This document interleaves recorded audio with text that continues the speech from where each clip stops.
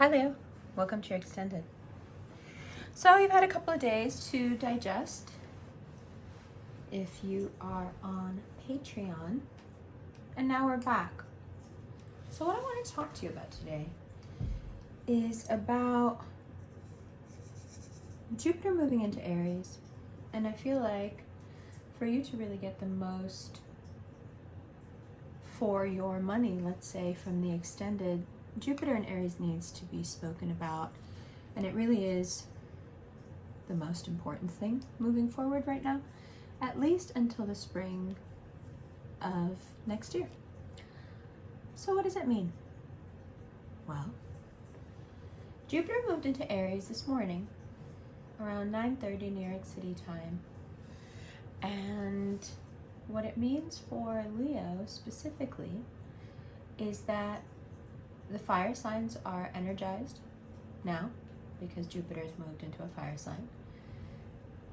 But also, it means the fire signs are the ones that are most able to wield this energy and the ones who need it the most. Now it becomes a trick of figuring out where in your life you need it. As you know, as we've said many times, Jupiter expands everything it touches. So it can become really difficult to know what should be expanded because at first, everything looks great when it's expanded. It's only a little while in that you realize maybe unchecked growth is not the best thing. So, what aspects of your life could do with a little energy but not this energy? And which aspects of your life have been starved and have waited for a long time for exactly this kind of boost? That becomes the game of discernment that you're playing now. And if you look here, it's pretty clear to me, and your astrology backs this up, that for you, this fire can be used one of two ways. It can be used, or it will be utilized by you one of two ways based on your level of self-acceptance. So, you can either use this fire to dive deep into that realm of dreaming and possibility that you have not been allowed to dream, but somehow you kept the faith alive. Dive deep into that. And I think what you'll find is a few things that have been neglected that you really always wanted to do. Very much here that there was no choice, you had no choice, you couldn't do this. And this is the type of energy that can remake your life or jumpstart a new life. So, perfect. The thing about that aspect, it has a lot of guilt and shame and pain and neglect around it. So it's not the easiest topic to get into. There's a lot of disappointments surrounding that part of your life or the things that you were not given.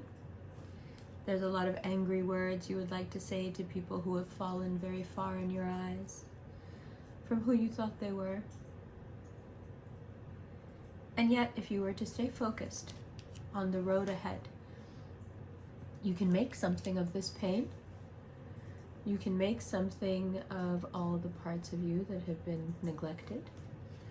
You can overcome the sheer terror of abandonment.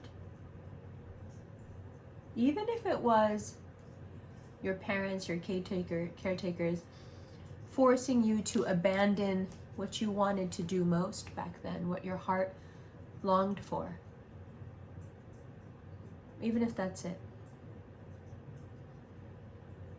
Even if it's something that you swore you couldn't restart or do again. No, that part of my life is over. The stories we tell ourselves, huh? Even that part of your life has time and has fertile soil where much can still be planted, and somewhere in the planting of these seeds that everybody ignored but you needed, you will plant yourself and grow yourself and grow your connections and grow your understanding. And the people who went from being the highest of the high to the lowest of the low will land on a happy medium, a place where you can be honest with them and they can be honest with you, and it doesn't always feel like you're walking on eggshells. A space from which you can actually see yourself beginning something solid with someone, and you feel lucky enough to maybe meet somebody.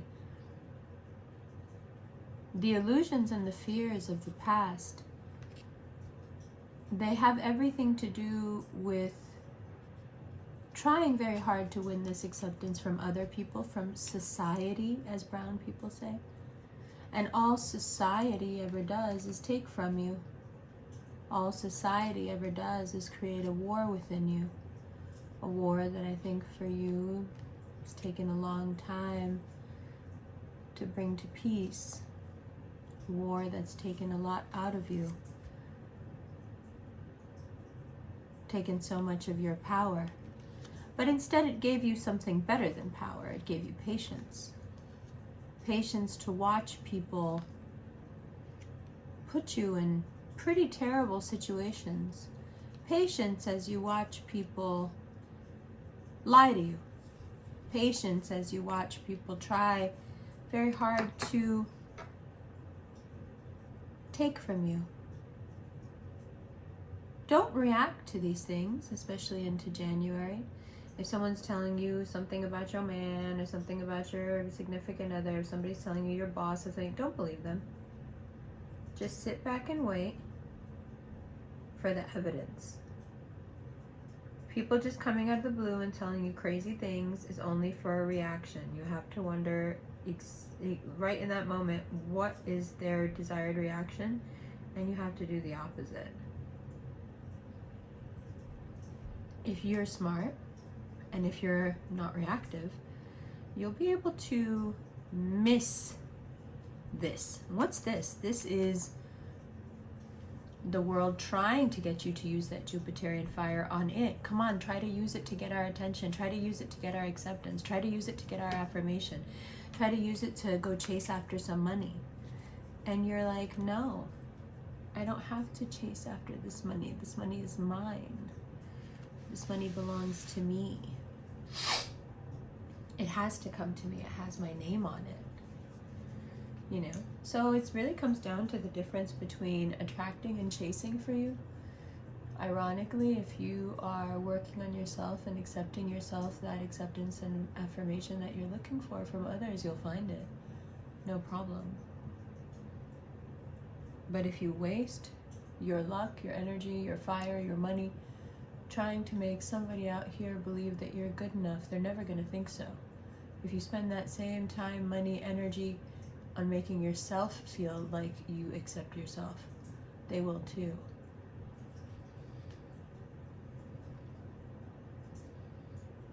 It's a flame that can be used in any way, and if you use it to fuel your inner desires instead of your fears, you can go a really long way.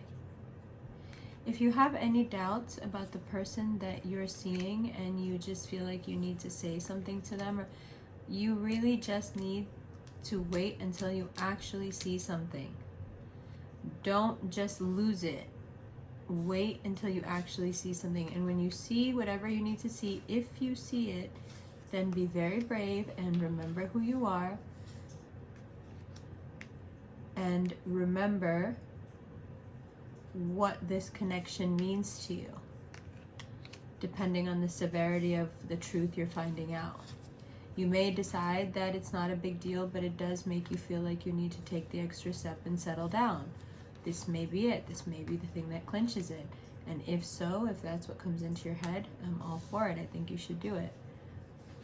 The basis for, people getting into a union is that they love each other, is obviously If you are with someone, there's love there.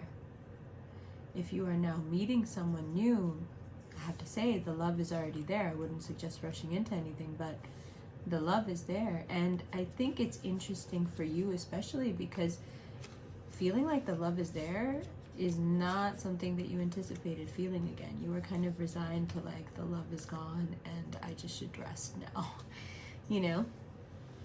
So overall, it's very good, but also keep in mind, Jupiter in Aries is super sharp. It's going to plumb the depths with you. It's going to make you bring to the surface the things that you don't want to face. And as long as you do that with love and compassion towards yourself, again, you can turn it into something magical and artistic and whatever you want. And you can inspire compassion in people, especially inspiring compassion in people who have less, you know, reminding us instead of looking up, we should be looking down. And just spreading that message of like love and helpfulness and going that extra mile, you know, for other people. Overall, it's a huge rebirth for you as a person. It's truly magical and you deserve it. Yeah. I love you, love you.